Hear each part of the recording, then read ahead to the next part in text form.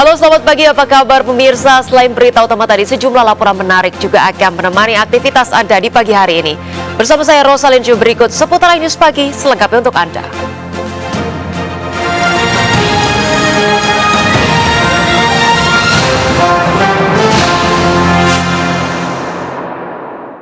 Pemirsa, kita awali dengan informasi pertama. Hujan deras pada Minggu siang mengakibatkan Jalan Raya Jambore, Jakarta Timur terendam banjir. Kemacetan panjang pun terjadi. Genangan air terjadi di ruas Jalan Raya Jambore Cibubur, Kecamatan Ciracas. Ketinggian air mencapai 40 cm mengakibatkan kendaraan sulit melintas. Hanya satu lajur jalan yang bisa digunakan lantaran tingginya genangan. Sejumlah kendaraan roda 2 yang nekat menerjang banjir pun mati mesin. Kemacetan panjang terjadi dari arah lapangan tembak menuju Cibubur Junction dan sebaliknya. Banjir terjadi setelah hujan deras mengguyur kawasan tersebut pada Minggu siang.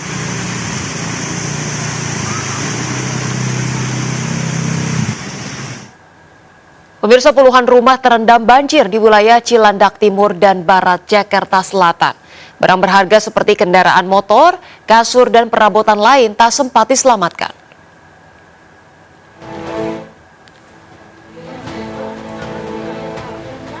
Banjir merendam puluhan rumah di Jalan Mandala 2, Kelurahan Cilandak Timur dan Barat, Jakarta Selatan. Ketinggian air bervariasi mulai dari 40 hingga 90 cm.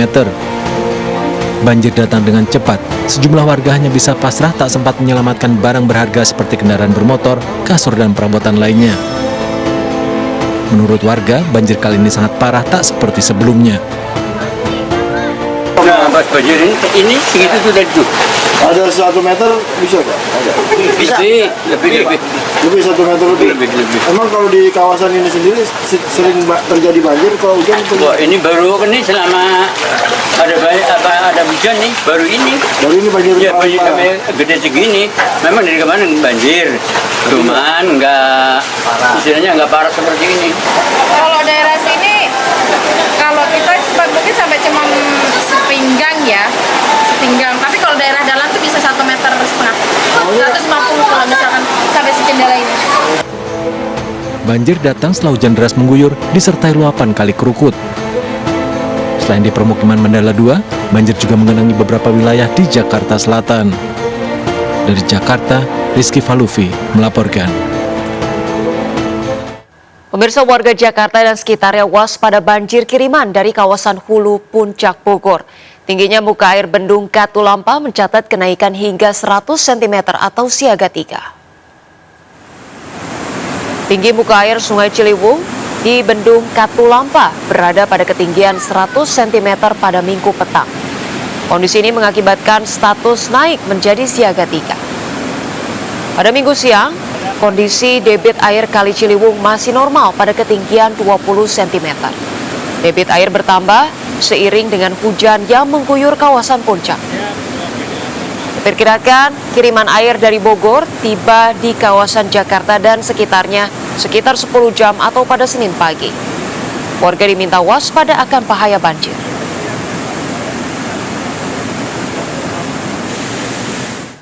Pemirsa, ratusan rumah di 3 kecamatan di Tangerang Selatan, Banten terendam banjir. Banjir terjadi akibat meluapnya anak Kali Angke usai hujan deras mengguyur kawasan Tangerang Selatan. Ya, ke sana. Petugas dari Badan Penanggulangan Bencana Daerah Tangerang Selatan terus mengevakuasi warga perumahan Maharta Pondok Aren yang terjebak banjir. Banjir yang merendam ratusan rumah warga ini disebabkan karena intensitas curah hujan yang tinggi hingga membuat meluapnya anak Kali Angke serta kiriman air dari berbagai wilayah. Selain merendam perumahan, sejumlah lapak pedagang serta akses jalan Setiabudi pun tak dapat dilalui kendaraan. Data dari BPBD Tangerang Selatan mencatat hingga Minggu dini hari, ada 3 kecamatan di 11 titik lokasi banjir, yakni Kecamatan Pondok Aren, Kecamatan Ciputat, dan Kecamatan Pamulang. Diketahui banjir ini merupakan kali pertama di tahun 2024 di perumahan Tangerang Selatan hingga setinggi 1 meter. Tapi karena ini ada bentuk kiriman baik dari Kali Serua, Kali Ciputat, sehingga merata banjir hari ini, nah di sini jadi kebagian begitu loh. Jadi ini terakhir di tahun 2023 ini tidak seperti ini begitu. Sementara itu, para warga korban banjir berharap kepada pemerintah untuk segera mendirikan posko pengungsian serta memberikan bantuan makanan siap saji. Dari Tangerang Selatan, Banten, Nunung Purnomo melaporkan. Pemirsa, pohon beringin berusia ratusan tahun tumbang di alun-alun Kota Blitar, Jawa Timur. 10 orang luka dan dilarikan ke rumah sakit. Detik-detik kepanikan warga pun terekam kamera video warga. Ya Allah, ya Allah, ringinnya ambruk, ya Allah, ya Allah, Gusti Allah, sama nih jeruk. Kepanikan ini terjadi di alun-alun Kota Blitar, Jawa Timur. Sebuah pohon beringin berusia ratusan tahun tumbang menimpa sejumlah lapak pedagang. Pengunjung dan pedagang berhamburan menyelamatkan diri. 10 orang luka-luka dan dilarikan ke rumah sakit. Kota Blitar diterjang hujan deras dan angin kencang mengakibatkan pohon beringin yang berada di sisi timur alun-alun tumbang menimpa 3 lapak warung dan para pengunjung di dalamnya. Korban terdiri dari pedagang dan pembeli. Mungkin karena lampu atau bagaimana kita tahu sehingga roboh dan mengenai beberapa penjual dan rombongnya. Nah, kemudian ada juga korban luka-luka dan saat ini korban luka-luka sudah Petugas gabungan dari TNI, Polri, BPBD, dan DLH Kota Blitar mengevakuasi pohon berdiameter 3 meter menggunakan gergaji mesin. Dari Blitar, Jawa Timur, Robi Ridwan melaporkan. Pemirsa, hujan deras yang mengguyur kota Ternate, Maluku Utara mengakibatkan plafon ruangan instalasi gawat darurat atau IGD RSUD Hasan Bosoire Ternate ini ambruk, di mana petugas medis dibantu keluarga pasien terpaksa harus mengevakuasi pasien ke ruangan lain. Ya Allah, pasien Video amatir memperlihatkan sejumlah petugas medis panik saat plafon yang berada di ruang instalasi gawat darurat RSUD Hasan Bosoire Ternate ambruk pada Sabtu sore. Ditambah air hujan masuk ke dalam ruangan sehingga petugas medis dibantu keluarga pasien terpaksa harus mengevakuasi belasan pasien ke ruangan lain. Ambruknya plafon yang terjadi tepat di ruang laboratorium IGD yang disebabkan oleh meluapnya air di pipa saluran di atas bangunan IGD, diduga akibat tersumbat oleh sisa-sisa material. Tidak ada korban jiwa, pelayanan di rumah sakit sudah kembali berjalan normal. Oh, itu pasien-pasien itu tuh pasien meninggal semua di ruangan-ruangan yang lain. Ini tumpah itu orang dalam tadi, sibuk. Ada berapa pasien tadi, Pak? Banyak orang. Banyak pasien tadi itu. Kalau bapak istri? Tak apa-apa. Semua tak apa-apa semua tadi. Jadi saya bilang orang-orang yang ada di dalam itu jangan panik karena ini alam. Hingga berita ini diturunkan, pihak Rumah Sakit Umum Daerah Hasan Bosoire Ternate belum bersedia memberikan keterangan. Dari Ternate, Maluku Utara, Ismail Sangaji melaporkan. Pemirsa, puluhan rumah di Kabupaten Bogor, Jawa Barat rusak parah diterjang angin puting beliung. Akibatnya sejumlah atap rumah rubuh dan gedung kantor gudang BRIN Puspitek hancur. Seperti inilah video amatir yang direkam oleh warga. Angin kencang disertai hujan deras melanda sejumlah wilayah di Gunung Sindur, Kabupaten Bogor, Jawa Barat. Angin kencang juga merobohkan kantor gudang BRIN Puspitek di Gunung Sindur. Sejumlah pohon tumbang dan sejumlah atap rumah warga juga hancur. Data sementara dari Pemda setempat tidak ada korban jiwa dalam peristiwa ini. Warga dihimbau untuk waspada dan berhati-hati saat cuaca menjadi ekstrim.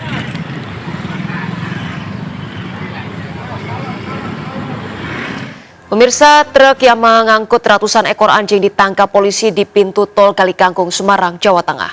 Informasinya sesaat lagi, tetaplah bersama kami.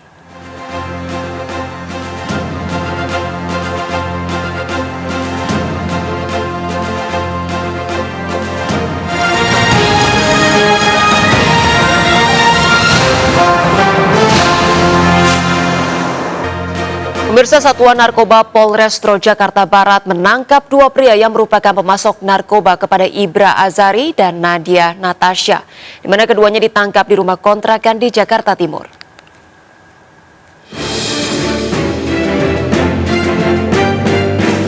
Kedua pria berinisial ADR dan RZ ini ditangkap anggota Sat Narkoba Polrestro Jakarta Barat di sebuah kontrakan tempat tinggalnya di kawasan Jakarta Timur.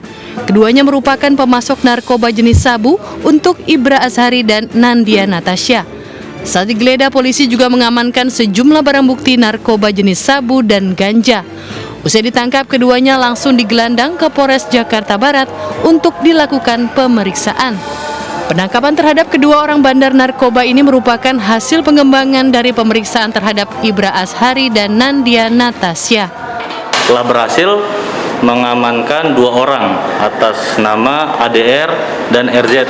ADR dan RZ ini adalah sebagai pemasok narkoba untuk saudara IA, yaitu public figure yang ditangkap kemarin bersama seorang wanita NN yang ditangkap di daerah di sebuah kontrakan di daerah Jakarta Timur. Saat ini keduanya ditahan di Polres Jakarta Barat. Polisi masih melakukan pengembangan lanjutan untuk mengetahui jaringan narkoba di kalangan artis. Dari Jakarta, Miftahul Gani melaporkan. Pemirsa, truk yang mengangkut ratusan ekor anjing ditangkap polisi di pintu tol Kali Kangkung, Semarang, Jawa Tengah. Ratusan anjing dibawa dari Subang ke Solo untuk dijagal dan dijual dagingnya.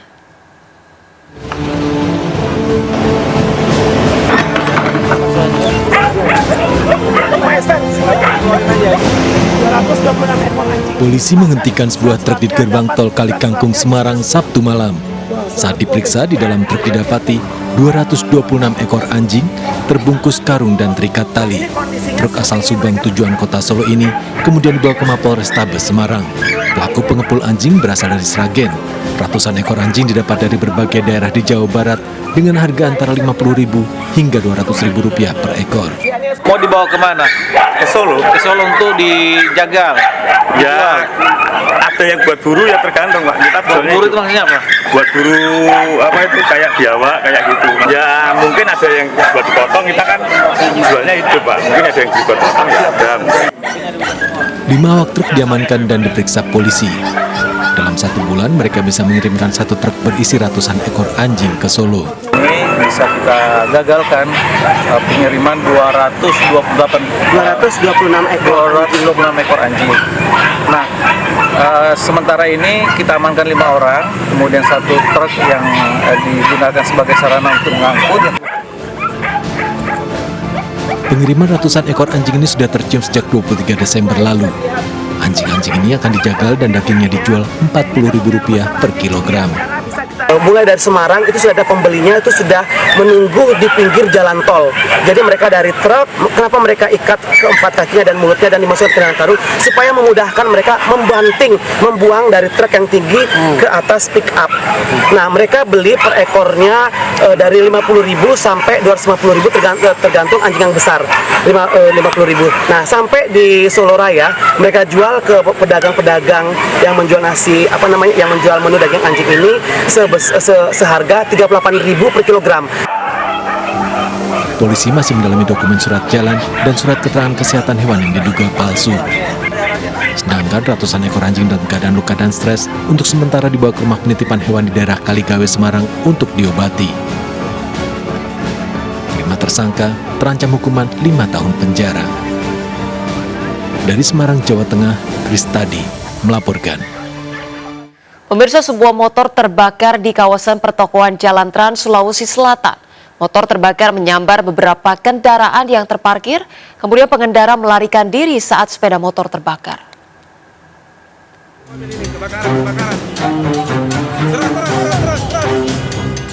Api berkobar di pertokoan Jalan Poros Trans Sulawesi, Kabupaten Pangkep, Sulawesi Selatan. Sebuah sepeda motor terbakar di pinggir jalan. Api kebakaran menyambar beberapa kendaraan yang terparkir di sekitarnya. Warga dan petugas polisi lalu lintas Polres Pangkep memadamkan api dengan peralatan seadanya. Sepeda motor metik terbakar saat pengendara hendak memarkirkannya di depan sebuah toko. Pemilik motor tiba-tiba panik melihat asap muncul dari balik jok sepeda motor. Api dengan cepat membesar menghanguskan sepeda motor tersebut. 3 unit mobil dan 3 sepeda motor lain terkena sambaran api dan ikut terbakar. Posisi mobil Kak? Iya, menghadap ke jalan. Menghadap ke jalan. Berdekatan dengan motor yang terbakar ya? Menurut kan motor sudah padam, apinya saya datang. Pemilik kendaraan yang ikut terbakar tak ada di lokasi karena sedang mengikuti acara pembukaan porseni peringatan Hari Amal Bakti ke-78 di alun-alun Kota Pangkep. Kepolisian tengah melakukan penyelidikan. Pemilik sepeda motor melarikan diri saat kebakaran terjadi. Dari Pangkep, Sulawesi Selatan, Udin Syahrudin melaporkan. Pemirsa, ledakan diduga berasal dari tabung gas LPG 3 kg memporak-porandakan sebuah rumah kontrakan di Tanah Abang, Jakarta Pusat. 3 orang, 1 diantaranya anak-anak, luka berat.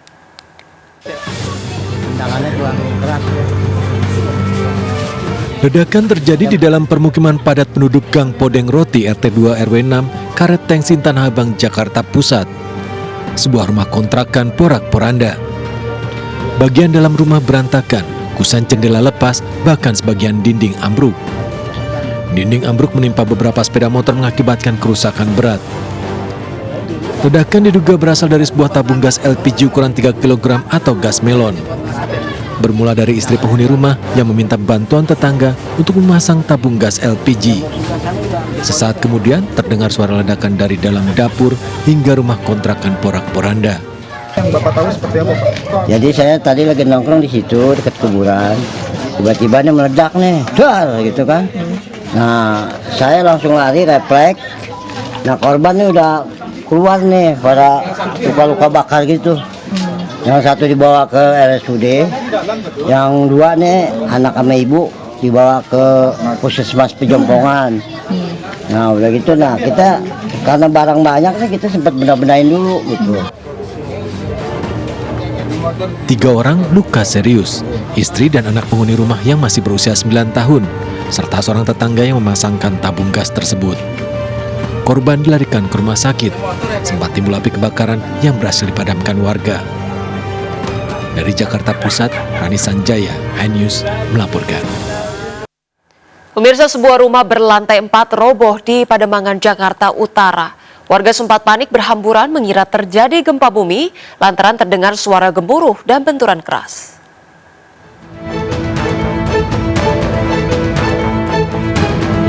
Detik-detik sebuah rumah ambruk terekam kamera CCTV. Sebuah rumah berlantai 4 ambruk di permukiman padat penduduk Jalan Budi Mulya, Kecamatan Pademangan, Jakarta Utara. Warga sekitar sempat panik berhamburan mengira terjadi gempa bumi lantaran sempat terdengar suara gemuruh dan benturan keras. Langsung jatuh tiba-tiba aja gitu, beluk gitu. Bunyinya kencang, Bu? Kencang, kan itu debunya, jadi gelap. Listrik aja ini sempet brektet gitu kayak kembang api nih listriknya. Panik, Bu, waktu itu Panik kan semua orang pada teriak. Ya Allahu Akbar gitu. Kiranya ada gempa gitu. Peristiwa tersebut terjadi saat kondisi hujan. Sebelum roboh, material bahan bangunan sempat berjatuhan dan disapu oleh pemilik rumah.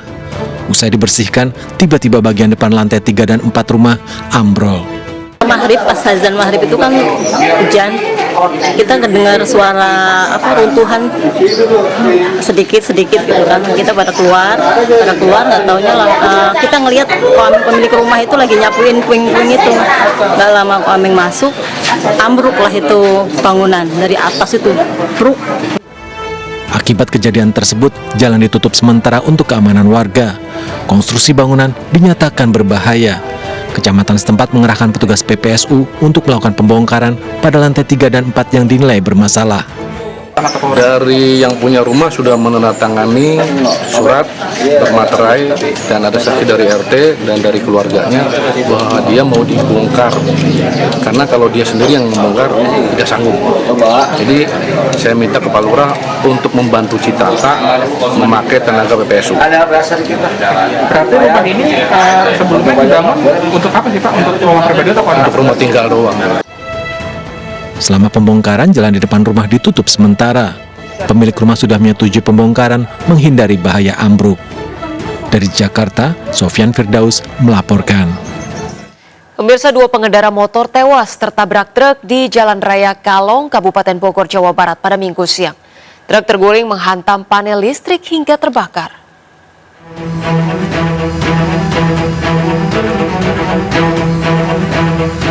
Sebuah truk yang diduga mengalami remblong menabrak 3 pengendara motor dan sebuah panel listrik hingga terbakar di Jalan Raya Lewi Sadeng, Kampung Cibokor, Kecamatan Sadeng, Kabupaten Bogor, Minggu siang.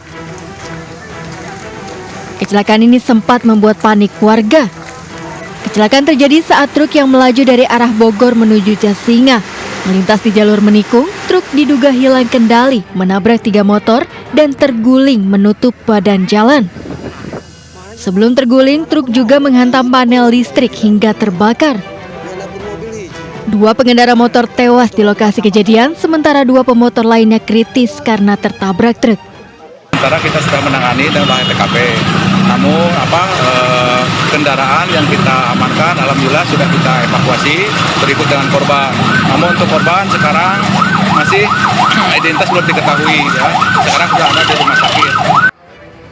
Sopir truk masih menjalani perawatan di rumah sakit, selanjutnya akan diperiksa di kantor polisi. Dari Bogor, Jawa Barat, Wildan Hidayat melaporkan. Pemirsa, debat sesi pertama menguji para paslon dengan tema pertahanan dan hubungan internasional. Anies langsung bertanya soal kinerja Prabowo sebagai Menhan yang dibalas Prabowo bahwa Anies terlalu berteori. Sementara Ganjar menyoroti korupsi sebagai permasalahan pertahanan. Segmen ini diwarnai dengan aksi Prabowo yang memotong pemaparan Anies Baswedan yang membuat suasana memanas. Presiden nomor urut 1, Bapak Anies Baswedan. Pertahanan negara yang tangguh dapat dicapai dengan memanfaatkan teknologi siber, kecerdasan buatan dan satelit untuk informasi geospasial. Pertanyaannya, apa kebijakan paslon untuk mendapatkan akses teknologi dan pengembangannya guna memperkuat pertahanan Indonesia? Waktu menjawab selama 2 menit, Pak Anies, dimulai dari Bapak berbicara, kami persilahkan. Terima kasih. Sebelum saya menjawab pertanyaan itu, saya mengklarifikasi tadi data yang meleset. Maaf Pak Prabowo, angkanya terlalu kecil. Bukan 320 hektar, tapi 340.000 hektar. Saya klarifikasi. Kemudian itu pun salah. Melanjutkan. Itu pun salah. Atas apa yang perlu saya sampaikan. Mas Anies, Pak Prabowo, jangan Pak Prabowo, Mohon maaf, ini mohon nanti ada dulu kesempatannya, hadirin. baik. Mohon tenang. Harap tenang. Mohon tenang. Sekali lagi ya, saya berpandangan Pak Anies juga terlalu teoritis. Semuanya bagus, indah, tetapi yang nyata tentang masalah AI, cyber, teknologi tinggi dan sebagainya adalah sumber daya manusianya, awaknya. Saya begitu jadi menteri, saya membentuk 4 fakultas baru di bidang sains, teknologi, engineering, dan mathematics. Kita menyiapkan putra-putri kita terbaik untuk menguasai teknologi, untuk menguasai sains, untuk menguasai artificial intelligence, untuk menguasai cyber. Bukan barang yang kita beli, kita harus kuasai know-how-nya, kita harus kuasai sistem yang harus kita pegang. Dan menurut saya itu adalah inti daripada masalah. Persoalannya, kalau tadi disebut ada yang teoritis, ada yang kedua tidak dilaksanakan. Jadi selama 5 tahun ini, apa yang dikerjakan dalam mempertahankan sistem cyber kita? Mohon tenang. Justru di situ letak problemnya. Jadi ketika anggaran yang begitu besar dialokasikan justru bukan untuk mempertahankan yang hari ini menjadi serangan paling modern yang terjadi. Ini adalah ancaman yang paling nyata dan dirasakan di seluruh keluarga, bukan hanya di sektor pemerintahan. Karena itu menurut kami, langkahnya investasi jangka panjang boleh, tapi manfaatnya itu baru dirasakan bisa 5 tahun, 10 tahun yang akan datang. Pertanyaannya hari ini dan kemarin apa? Dan itulah yang menjadi fokus kita. Segera siapkan sistemnya, segera siapkan orangnya, segera siapkan langkahnya. Yang pertama, kita mesti menguatkan BSSN. Dan kita penting untuk membuat security system yang baik. Bahkan selain membangun SDM dan infrastruktur yang baik, maka kecepatan internetnya dan coveragenya harus tinggi. Maka kalau kita kemudian membuat satu sistem infrastruktur yang bagus, jangan dikorupsi. Ini yang kemudian jadi persoalan. Maka tidak pernah selesai. Dan tentu saja LPDP itu punya potensi yang sangat tinggi untuk memberangkatkan orang-orang, anak-anak hebat ke sana. Namun demikian, ketika mereka sudah balik, mereka mesti diberikan ruang untuk bisa bekerja. BRIN bisa kita libatkan. Ya, mereka bisa membuat kolaborasi yang sangat bagus. Bahkan kemudian pengamanan di kepolisian, saya kira perlu cyber institution yang dipimpin oleh Jenderal Bintang 3. Dan kita perlu duta besar cyber. Ketika overlap kelembagaan ditanyakan kepada saya, maka saya sudah pelajari apa yang ada. Data, kondisi sosiologis, konflik antar kelembagaan, itu bukan tiba-tiba turun dari langit. Karena kami sudah baca datanya, kami melihat prakteknya, pengalaman kami 10 tahun di DPR dan 10 tahun di gubernur, cukuplah sudah untuk membuat analisis kondisi sosiologis yang ada. Maka tidak perlu lagi kita akan mengundang lebih banyak orang untuk meneliti starting from zero. Ini starting from the end. Dan kemudian kita mesti memutuskan cepat. Maka kalaulah kemudian seluruh data itu sudah ada di kepala kita, sudah tertuliskan dengan baik, maka yang diambil adalah keputusan karena kita punya konsep untuk memutuskan itu. Kecuali kita blank dan kita tidak pernah tahu dari mana Anda akan memulai. Kita sekarang pun sudah jadi panutan bagi banyak negara di Afrika. Begitu banyak negara di Afrika sekarang melihat ke kita, datang ke kita, minta belajar dari kita, karena kita dianggap negara selatan yang cukup berhasil. Inflasi rendah, pertumbuhan masih ada, neraca perdagangan kita bagus, surplus perdagangan mungkin 5 tahun berturut-turut, kita sekarang jadi panutan. Jadi leadership kita di dunia, di hubungan internasional akan tercermin dan terimpak oleh keberhasilan kita mengelola kekayaan kita.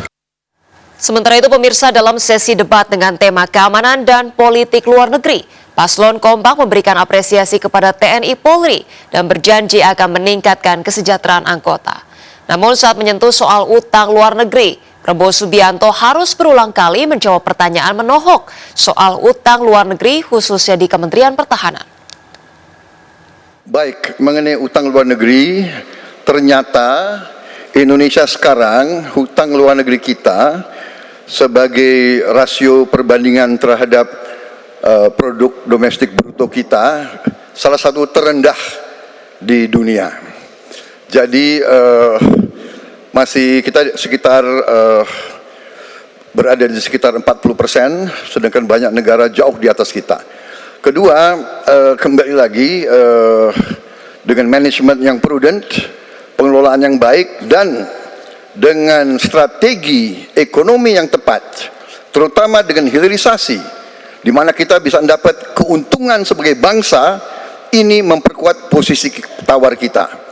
Jadi saya kok tidak terlalu khawatir negara lain mau intervensi kita soal hutang. Kita sangat-sangat dihormati, kita tidak pernah default. Saya keliling seluruh dunia, mereka sangat hormat dengan Indonesia. Kita tidak pernah gagal hutang, dan saya sangat optimis. Tapi kembali, kita harus punya kekuatan pertahanan yang kuat supaya tidak bisa diintervensi, tidak bisa digertak, tidak bisa diintimidasi. Hanya dengan kekuatan kita akan dihormati dan kita akan amankan kekayaan kita, amankan ekonomi kita, amankan pembangunan kita menuju Indonesia makmur, Indonesia kaya. Terima kasih. Masih ada sisa waktu Pak Prabowo? Ya, mohon tenang.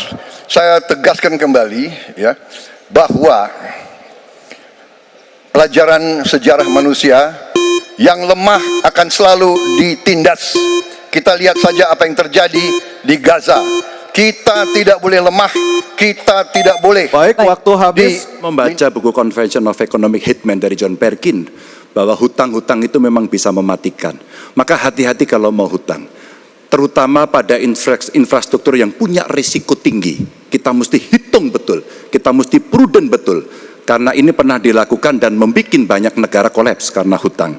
Namun demikian, kalau mau pakai kekuatan dalam negeri, artinya wajib hukumnya kita mendorong ekonomi tumbuh 7%. Kemudian govern berjalan bisa dengan baik, maka ICOR bisa turun 4%. Dan kemudian kita mesti betul-betul anti korupsi. Kalau itu tidak dilakukan, maka tidak akan tumbuh ekonomi yang ada di tempat kita. Ease of doing business mesti dilakukan. Hanya saja memang kalau kita bicara pada industri pertahanan kita, mesti kita kuatkan industri dalam negeri. Jadi mohon maaf kaitan dengan hutang, no utang, no usang. Sehingga alutsista kita betul-betul kita lakukan transfer of teknologi dari dalam negeri. Sebaiknya disebutkan berapa persentase yang ideal, Pak, untuk kita di Indonesia. Kalau hanya mengatakan bahwa kita termasuk yang terbaik, berapa angkanya? Menurut hemat kami, kita harus bisa mencapai maksimal angka 30% dari GDP. Sehingga kita aman di situ, di bawah 30%. Dan itu caranya apa? Dengan satu, menata hutangnya, yang kedua memperbesar GDP-nya. Yang tidak kalah penting adalah melakukan pengembangan skema-skema yang lebih kreatif dalam mencari hutang luar negeri, termasuk pelibatan swasta. Lalu memastikan bahwa ada perluasan wajib pajak yang harapannya nanti akan memperkuat juga GDP kita, di samping mengurangi kebocoran pajak. Dan hutang-hutang yang kita gunakan untuk aktivitas produktif. Jangan hutang itu digunakan untuk kegiatan yang non produktif. Misalnya hutang dipakai untuk membeli alutsista bekas oleh Kementerian Pertahanan. Itu bukan sesuatu yang tepat. Justru kita harus sebaliknya yang kita kerjakan. Saya akan bilang AA, saya bukan orang macam-macam. Tapi Pak Anies, saya kira Pak Anies perlu belajar ekonomi lagi, ya kan? Jadi kalau bilang ideal 30%, dasarnya apa? Yang di bawah kita itu Arab Saudi, Rusia, pokoknya negara-negara yang punya sumber alam yang luar biasa. Tetapi 40% ya salah satu terendah sekarang. Jadi kalau kita mau bangun industri, tadi saya setuju sebagian dari yang Bapak sampaikan. Oh iya, kenapa? Yang penting utang itu produktif. Itu saya setuju. Tapi kita bisa sampai 50%, tidak ada masalah. Kita tidak pernah default. Ngomong-ngomong barang bekas, karena Pak Anies rupanya tidak mengerti masalah pertahanan. Ya, tidak. Saya bersedia Pak Anies, mengundang Pak Anies di tempat yang Pak Anies suka, kita diskusi. Saya akan bawa data. Saya akan bawa data yang sebenar-benarnya. Ya. Jadi barang-barang bekas itu menurut saya menyesatkan rakyat. Itu Pak tidak pantas seorang profesor ngomong begitu. Ya. Karena dalam pertahanan hampir 50% alat-alat dimanapun adalah bekas, tapi usianya masih muda. Oke.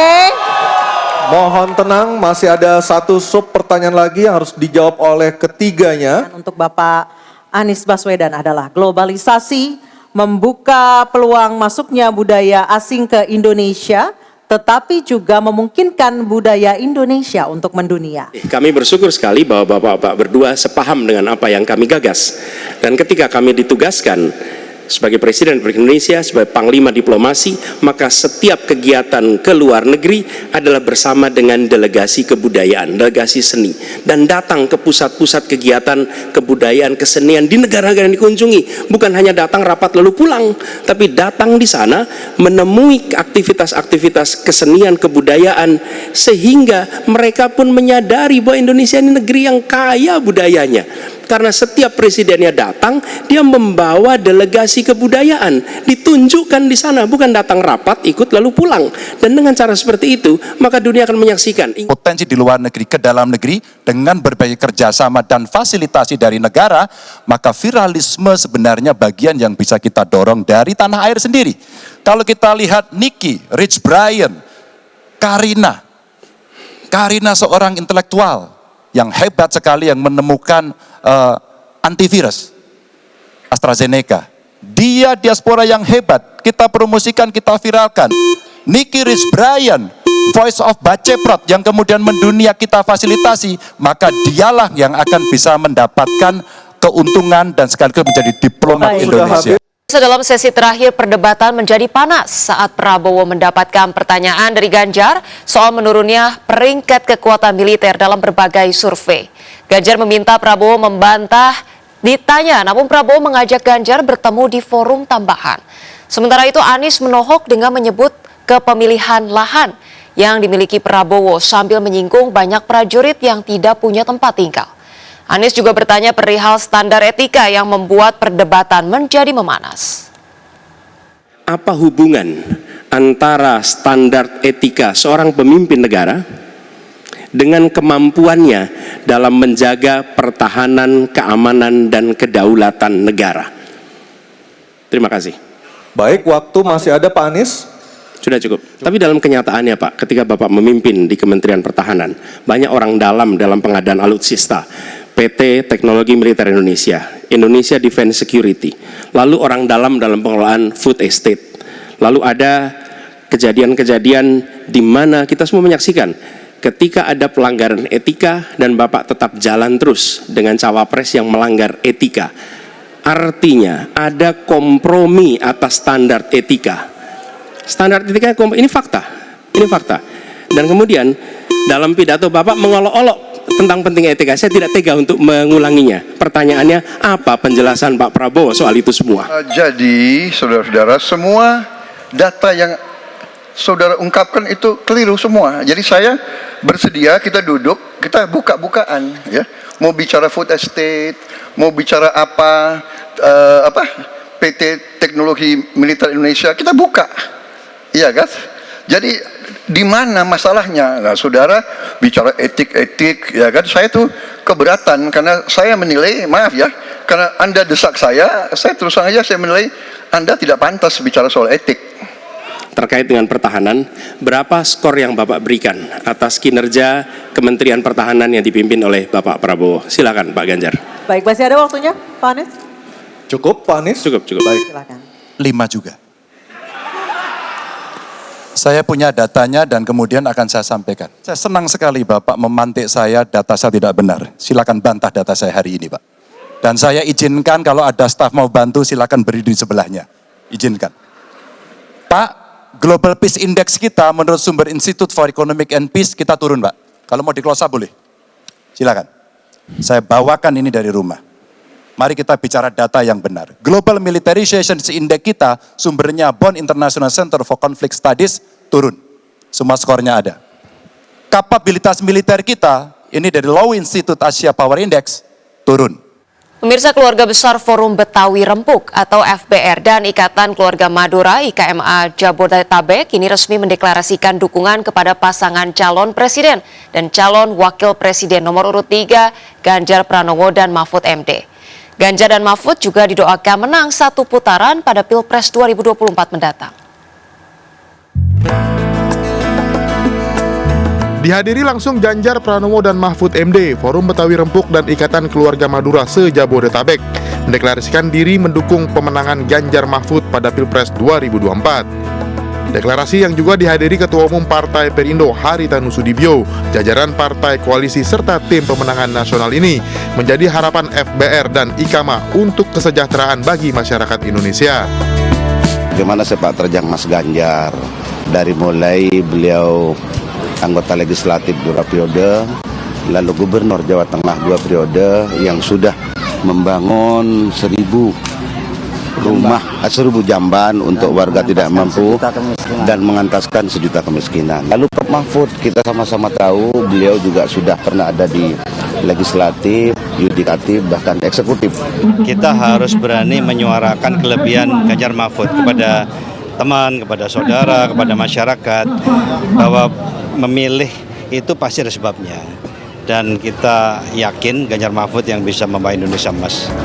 Dalam gelaran doa awal tahun yang digelar di lapangan Jalan Akses Rusun Cakung, Jakarta Timur ini, FBR dan IKMA juga mendoakan pasangan Ganjar Mahfud terpilih memimpin Indonesia ke depan. Kalau ini adalah murni dari bawah dan mewakili masyarakat mayoritas yang tidak bisa hadir karena tidak ada pancingan yang sifatnya material. Saya ingin katakan pemilu itu adalah hari pengadilan bagi pemerintah apakah layak untuk dipilih atau tidak bagi pemerintah dan calon pemerintah. Dukungan diberikan agar Capres dan Cawapres Ganjar Mahfud dapat meningkatkan perekonomian masyarakat Betawi dan Madura khususnya. Tim Liputan iNews melaporkan.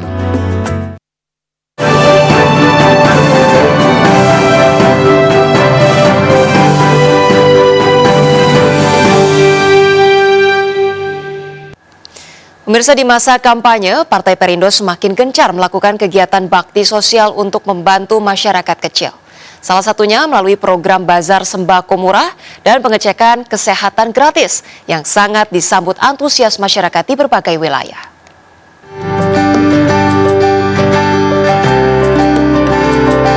Ketua Umum Partai Perindo Haritanu Sudibyo dan Caleg DPR RI Dapil DKI Jakarta II, Liliana Tanu Sudibyo, beserta sejumlah caleg Partai Perindo menghadiri program bakti sosial bazar sembako murah dan pengecekan kesehatan gratis di Kecamatan Tebet, Jakarta Selatan. Masifnya program bantuan Partai Perindo kepada masyarakat ini menjadi simbol perjuangan Partai Perindo dalam membantu kesulitan yang dihadapi rakyat kecil. Jadi kesejahteraan itu harus diwujudkan terlebih dahulu, baru persatuan itu kuat. Dan nama partai kami, Perindo, itu Persatuan Indonesia. Jadi kami mohon doa restu kepada seluruh masyarakat, termasuk di Jakarta Selatan, Jakarta Pusat, dukunglah kami. Dan kami bersyukur bahwa kita dapat berjumpa dengan mereka secara fisik, karena perjumpaan dengan secara fisik itu yang adanya bonding dengan masyarakat gitu. Dalam kegiatan ini ribuan masyarakat hadir untuk mendapatkan sembako murah sekaligus memeriksakan kesehatan mereka. Masyarakat juga mendapat sosialisasi mengenai tata cara pencoblosan di pemilu 2024. Ini merupakan salah satu basis saya di Dapil 8. Yang kita ketahui, saya sudah sekian kali ke sini dan saya ingin membuktikan kalau masyarakat awalnya kan caleg itu kalau kita turun nggak akan kembali lagi kalau kita menang. Ini saya masih jadi caleg aja, saya udah lebih dari 1 kali saya kembali. Melalui berbagai kegiatannya, Partai Perindo optimis mampu mencapai target 2 digit suara di pemilu 2024 dan memenangkan pasangan Capres-Cawapres Ganjar Pranowo Mahfud MD di Pilpres 2024. Dari Jakarta, Esra Ambarita, Damar Wicaksono, iNews melaporkan. Pemirsa, program bazar murah dan pemeriksaan kesehatan gratis Partai Perindo kembali menyapa masyarakat. Ratusan masyarakat menyambut antusias program bazar murah yang digelar di Kecamatan Pesanggerahan, Jakarta Selatan.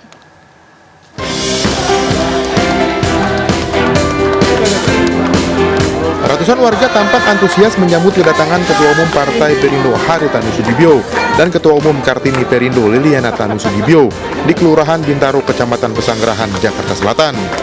Program bakti sosial pasar murah ini memberikan sembako murah berupa beras dan minyak goreng, serta pengecekan kesehatan gratis kepada masyarakat yang membutuhkan.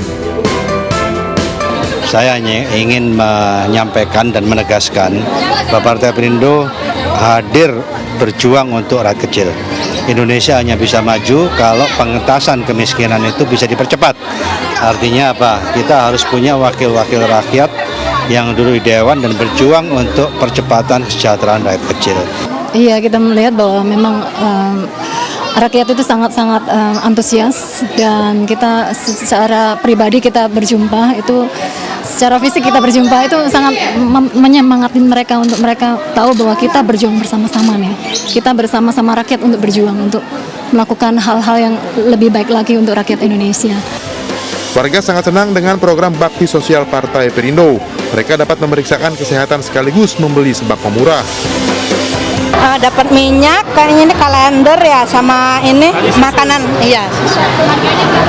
Harganya 5.000. Ya, kalau saya sih alhamdulillah bersyukur ya dapat ginian ya, membantu banget ya buat masyarakat yang tidak mampu ya. Bazar murah ini terima kasih banyak. Semoga Ibu Liliana dan beserta yang lainnya sehat walafiat, panjang umur, banyak rezekinya. Dalam kesempatan ini, Liliana Tanu Sudibyo yang juga caleg DPR RI Dapil DKI Jakarta II memberikan edukasi dan simulasi tata cara pencoblosan surat suara pemilu 2024 kepada masyarakat. Tim Liputan iNews melaporkan. Pemirsa, kami akhiri jumpa kita pagi ini. Saya Rosalin Jo, selamat beraktivitas, tetap semangat dan sampai jumpa.